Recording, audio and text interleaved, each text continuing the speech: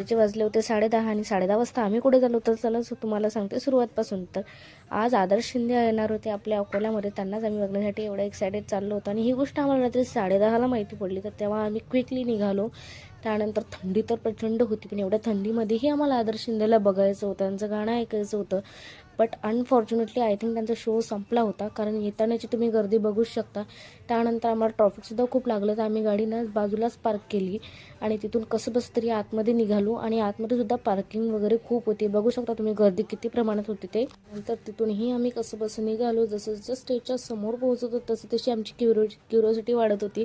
त्यानंतर अरेंजमेंट आणि sound system तर तुम्ही बघू शकता. जसं जसं स्टेजच्या जवळ जातो असं वाटत होतं की आदर्श शिंदेला कधी बघतो आणि कधी नाही. बट आम्ही जसं स्टेजच्या जवळ गेलो आणि तसं आम्हाला माहिती पडलं की आदर्श शिंदेचे तिथून निघून गेले होते.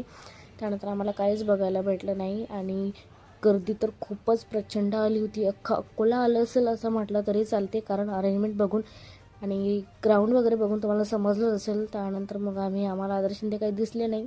त्यानंतर आम्ही घरी परत गेलो आणि असा होता आजचा दिवस. Bye bye.